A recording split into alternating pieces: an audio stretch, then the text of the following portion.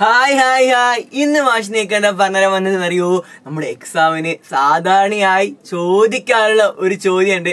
അത് നിങ്ങളെ പരിചയപ്പെടുത്താനാണ്. നമ്മുടെ എക്സാം ഒക്കെ വരികയാണല്ലേ, മാഷി കുറേ ചോദ്യങ്ങൾ നിങ്ങളെ പരിചയപ്പെടുത്തിക്കൊണ്ടിരിക്കുകയായിരുന്നു അല്ലേ. മാഷി എപ്പോഴും പറയുന്ന പോലെ ഒരു കാര്യം നിങ്ങൾ ഓർമ്മിപ്പിക്കുകയാണ്. നമ്മുടെ ചാനൽ ആദ്യമായിട്ട് കാണുന്നവരോ അല്ലെങ്കിൽ സബ്സ്ക്രൈബ് ചെയ്യാൻ മറന്നവരോ ഉണ്ടെങ്കിൽ ചാനൽ ഇപ്പൊ തന്നെ സബ്സ്ക്രൈബ് ചെയ്യുക. പിന്നെ അതുപോലെ നമ്മുടെ എല്ലാ കൂട്ടുകാർക്കും ഇപ്പൊ തന്നെ ഈ വീഡിയോ അയച്ചു കൊടുക്കാം കേട്ടോ. അങ്ങനെയാണെങ്കിൽ ഞാൻ മാഷി ആ ചോദ്യം പരിചയപ്പെടുത്തട്ടെ. നമുക്ക് തുടങ്ങുക.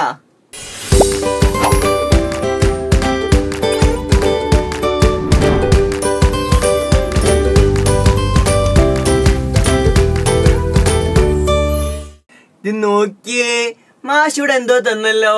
എന്താ തന്നത്? എന്താ വായിക്കുക? 4 10s and 5 1s എന്ന് എഴുതിയിട്ടുണ്ടല്ലോ. അവിടെ എന്തൊക്കെ എഴുതിയത്? 4 10കൾ എഴുതിയിട്ടുണ്ട്, പിന്നെ 5 1കൾ എഴുതിയിട്ടുണ്ട്. അങ്ങനെയാണെങ്കിൽ എല്ലാ മക്കളും പറഞ്ഞ് 4 10കൾ എന്താ? 4 10കൾ ചേർന്നാൽ എന്താവും? 40 ആവൂലേ. 4 10s 40.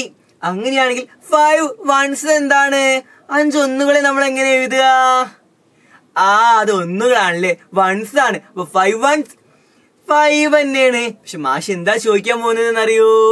4 10കളും 5 1കളും ചേർന്നാൽ എന്താവും? ഇതേ നോക്കി, എന്തായി? 45 അല്ലേ, 45. ഇത്തരത്തിലുള്ള ചോദ്യങ്ങള് എക്സാമിന് ചോദിക്കാറുണ്ട്. അങ്ങനെയായിട്ടുണ്ടെങ്കിൽ ഇതുമായിട്ട് ബന്ധപ്പെട്ട ഒരു ചോദ്യം മാഷ് നിങ്ങൾക്ക് തരട്ടെ.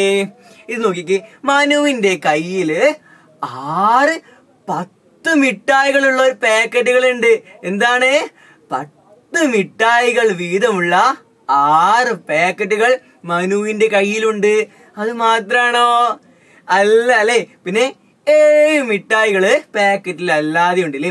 7 മിഠായികളുണ്ട്, പിന്നെ 10 മിഠായികൾ വീതമുള്ള 6 പാക്കറ്റുകളും ഉണ്ട് അല്ലേ.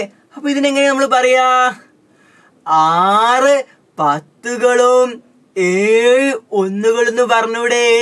6 10s and 7 1s എന്ന് പറഞ്ഞൂടെ. അങ്ങനെയാണെങ്കിൽ മനുവിന്റെ കയ്യിൽ ആകെ എത്ര മിഠായി ഉണ്ട്? ടോട്ടൽ എത്ര ഉണ്ട്? എങ്ങനെ കാണാ? 6 10കൾ ചേർന്നാൽ എന്താ? 6 10s എന്താണ്?